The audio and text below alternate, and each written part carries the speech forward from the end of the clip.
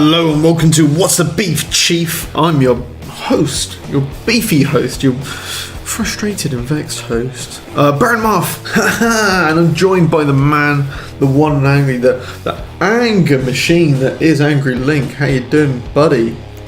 Yeah, I suppose it's as good as it gets, really. Yeah, I'm pissed. But what's the beef? What's your issue this week? What's going on? What's going down? Why are you beefing up in here? I can't help but think gaming is costing me too much time and money. Well, it's your hobby. Yeah, I know, but it's getting ridiculous because we've both got a vast library of games that we want to play. Yep. I mean, you always new games coming out that you want to play, but there's games that are updating that has got new stuff that you want to play. Which sometimes costs us time, or more often than not, money. I mean, it kind of started with Rock Band 4. Obviously, I was talking earlier in the week about on the B button about playing the missions. Yeah, man. You know that whole thing about it being you can't play online with your mates. Yeah. Unless you buy this pack. It's like what? Yeah. That felt like a bit of a rip-off. Yeah, but at least they've kind of bundled it in with rival stuff, and they've added some shit to it, so it's not just a complete. Oh right, this what should have been included in the game from word go is now hidden behind a paywall. Yeah, but do you know what kind of sticks in my craw a little bit about that? And I know we're off a tangent a little bit here. Is the fact that if they weren't hiding it behind a paywall, then they should have just given it to us and then gone.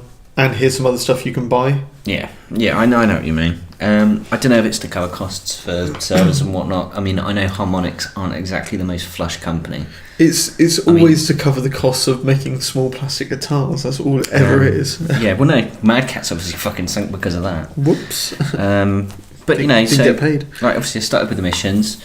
Obviously, you found them hidden behind the bulk of them hidden behind a paywall. I mean, admittedly, they could have hidden them all.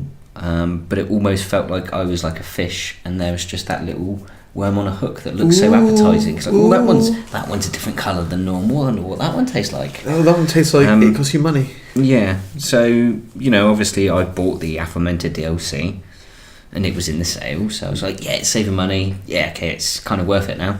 I mean, I don't regret it. I'm just kind of pissed off that I had to buy it. It is a bit sort of like, for me. It feels like either they've carved bits of the game away, or they just haven't delivered on what they should have, and then they're charging you for it. It feels a bit like that for me, and I'm not usually hypercritical on shit like this. No, I mean there are elements to it, like you say with the multiplayer. That I definitely agree with that.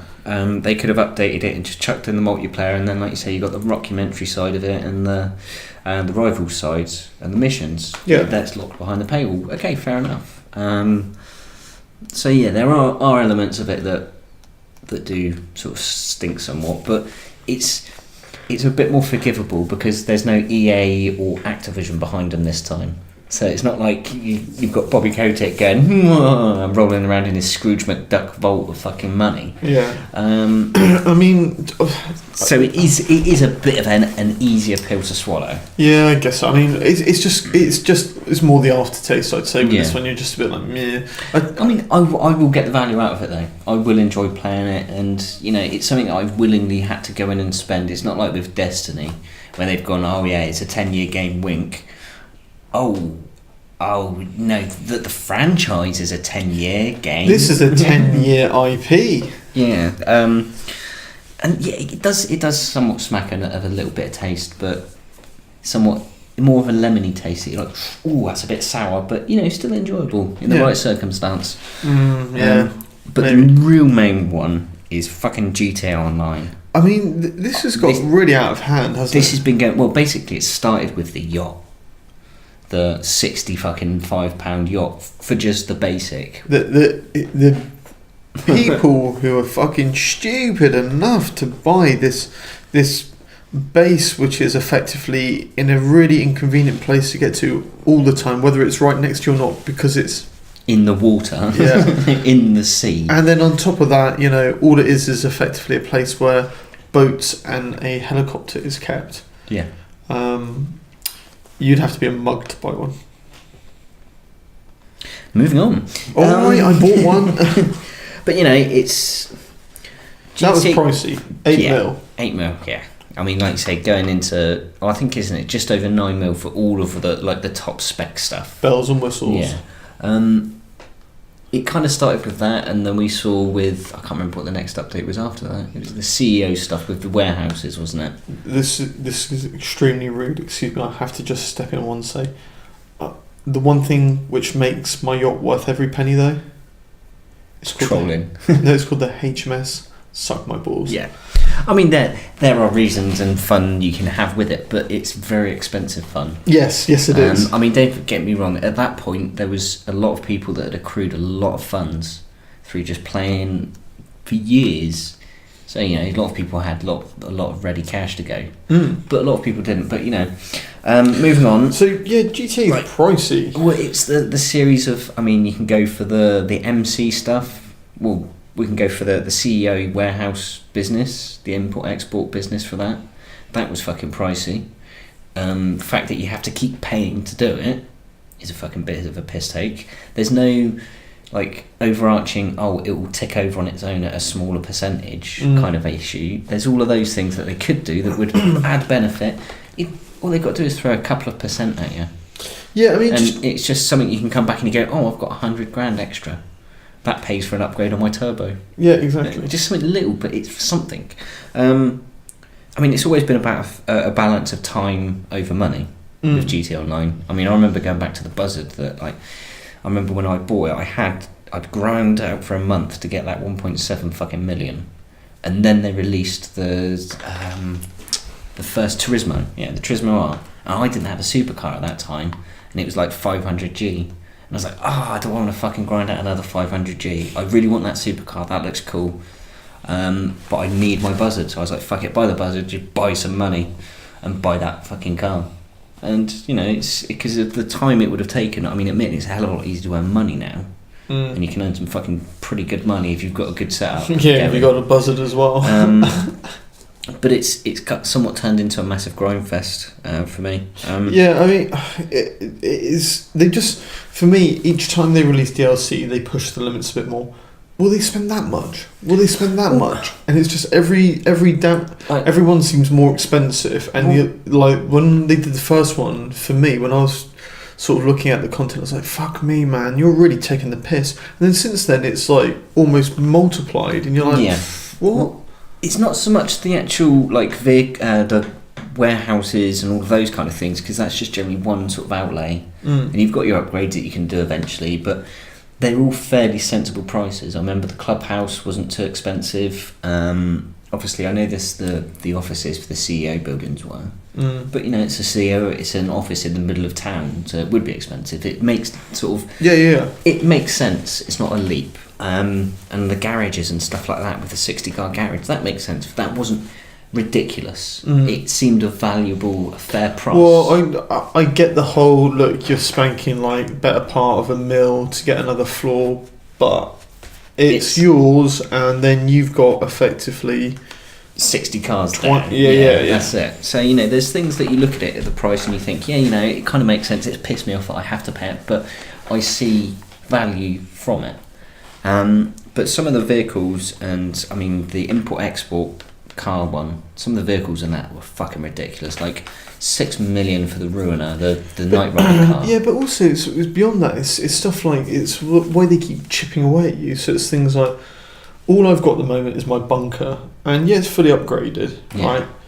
But each day it's like, there goes 9.5 grand. It's like, hold it, what? That's like 10 grand, like a day you're taking off me. Yeah. And then they're like, oh, and by the way, you just paid 550 to your mechanic. It's like, right, okay. Yeah. And it's like, how long? Yeah, if you was to do nothing, how long before your money's gone? Yeah. Because there's no, you get 2 grand per fucking good behaviour. It's like, yeah, great, that's paid for my mechanic for the last 3 days. And yeah, I mean, GTA's great, but is it compelling enough, like with the gameplay they've got in there? Unless, like, I think they're on the borderline now. I feel like they're really at the limit of like being able to say, here's a value for this DLC, and it's worth doing this because of you know. I think they're really pushing their luck a little bit now. I mean, I don't know like the money that you can earn from the gun running stuff. I haven't actually seen it, looked into it enough. I know. Obviously, people have crunched the numbers with the other twos that you can do, or the other three, and they sort of worked out that the best sort of pound for pound or pound per minute kind of is to do the car export stuff. And like you can earn, if you're really on it and you're fucking wired up and you're hitting the marker all the time, you can sort of earn a good 400, 450 an hour. So I mean, you can if you really wanted to, and there's always glitches and money glitches about that if you really want to do that. But you know, it's. But do you know what? So GTA's a pig for it, right? You know, we get that. And Rock Band Rivals was taking the piss. You know, Zelda on the Switch, that's just come out with some DLC, and it feels a bit empty. It doesn't feel like there's really enough meat to it. That feels like it's taking the piss. So all these sort of DLC packs are a bit like, just a bit light considering the amount of money you're getting out of me. Yeah. But then on top of that, for me, the one which is really kicking me at the moment is the pending upgrades. Now, I know that upgrades are optional. You can still have your original PlayStation 4 and you're getting HDR and all those other good things. But it's also like, we're looking at that end of the year time where games goes absolutely nuts for releases. Yeah. And then on top of that, you've got a console. And then for those of you who don't have a 4K TV, I'm sat on a PlayStation Pro without a 4K TV right now. I will be wanting the Scorpio. It's just in my nature. So I need a 4K TV. And all these things, you sort of suddenly like, right, this is getting expensive. And you're there thinking, well, you could go out and for $1,000, you could get yourself a fucking Xbox X or an Xbox, as they want the SKU to look, and a 4K TV for $1,000. But it's still a fucking $1,000. Yeah. But if you want to get a really good TV, you're looking at least $2,000, 1,500 quid. Yeah.